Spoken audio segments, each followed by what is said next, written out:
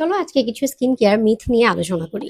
আমাদের eye cream ব্যবহার করার সময় অবশ্যই সবসময় রিং ফিঙ্গার ইউজ করতে হবে। ধারণাটা ভুল। আমরা যে কোনো ফিঙ্গার দিয়ে আমাদের আই ক্রিম চোখে লাগাতে পারি। ফিঙ্গারটা বলা হয় এটা বোঝানোর জন্য যে চোখের চারপাশটা অনেক বেশি সফট এবং সেন্সিটিভ হয়ে থাকে। তো সেক্ষেত্রে আমরা যাতে আলতো ভাবে আমাদের ফিঙ্গার দিয়ে চোখের চারপাশটা মাসাজ করি। অয়েলি স্কিনে ময়শ্চারাইজারের কোনো প্রয়োজন নেই। ভুল। তোমার স্কিন টাইপ যেটাই হোক না কেন, তোমার স্কিনে ময়শ্চারাইজারের ডেফিনেটলি প্রয়োজন আছে। বারবার ফেস ওয়াশ করলে আমাদের স্কিনের একনি প্রিভেন্ট বা রিডিউস করা যায়। ভুল। বরং বারবার করে ফেস ওয়াশ করলে ন্যাচারাল ময়েশ্চার হারিয়ে ফেলে, এর সাথে স্কিনে ইরিটেশন দেখা দিতে পারে এবং নানান রকম সমস্যা স্কিনে দেখা দিতে পারে। শুধুমাত্র ড্রাই স্কিনে ডিহাইড্রেশনের সমস্যা দেখা যায়। ধারণাটা ভুল। ড্রাই এবং ডিহাইড্রেশন দুটো দুই জিনিস। আমাদের যে কোনো স্কিন টাইপেই ডিহাইড্রেশনের সমস্যা দেখা দিতে পারে।